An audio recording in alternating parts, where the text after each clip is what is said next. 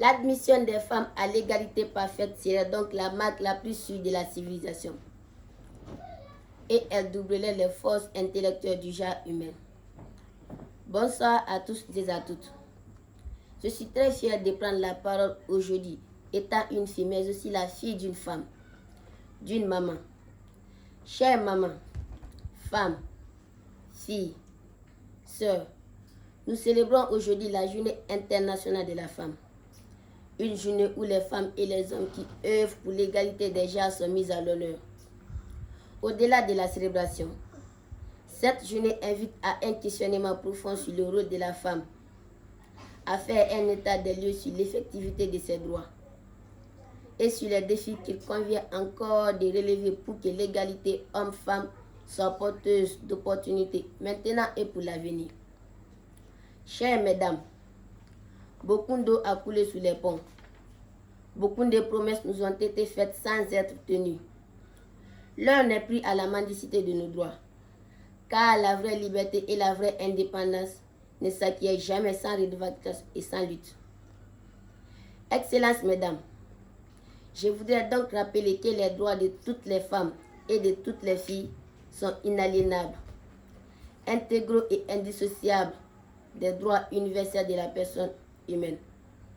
L'égale et la pleine participation des femmes à la vie civile, politique, économique, sociale et culturelle. L'élimination de toutes les formes de discrimination sont des objectifs prioritaires pour la communauté internationale.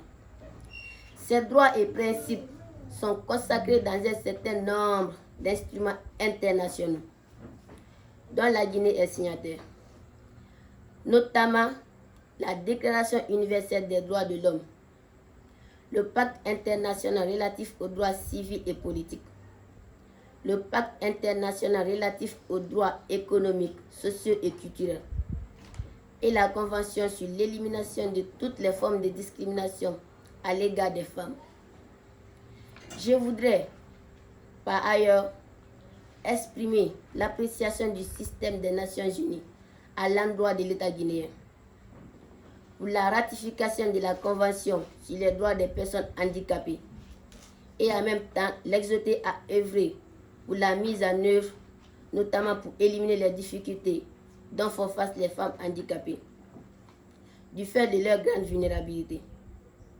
Je voudrais aussi faire un vibrant plaidoyer auprès du gouvernement pour la prise des mesures utiles à la mise en œuvre des droits des femmes, à l'égalité dans la famille, dont s'est engagée la Guinée, en œuvrant pour la ratification des droits des femmes, notamment en œuvrant pour l'adoption du Code des personnes et de la famille, en conformité avec les standards internationaux.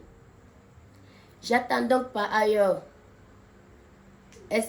renforcer notre pression collective et pousser à l'adoption des sanctions plus ciblées contre les responsables et les auteurs de ces violences sexuelles, qui sont responsables des violations multiples sur les droits de l'homme et des femmes, qui en font intégralement partie. Agir pour leurs droits, c'est dire notre admiration pour ce que le docteur Mukwege appelle la force des femmes, la force de celles qui survivent, la force de celles qui résistent, mais aussi la force de celles qui risquent leur vie pour leurs droits et pour la liberté.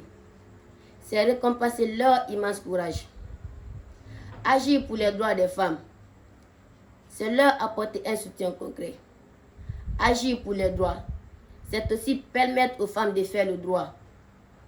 Les droits des femmes constituent un chemin sûr vers les sociétés équitables, pacifiques et prospères. Ils sont bénéfiques pour nous toutes et tous. Je ne saurais terminer mon allocution sans remercier les organisations guinéennes, filles et femmes, qui mettent leur énergie pour la défense des causes des femmes.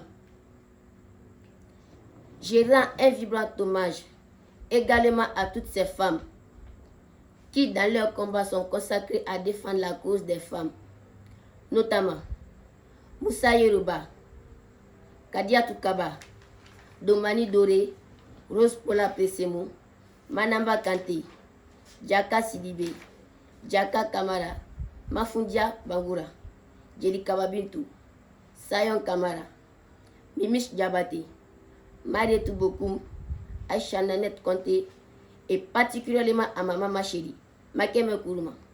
Ensemble, prenons des mesures jugeantes pour en faire une réalité. Je vous remercie.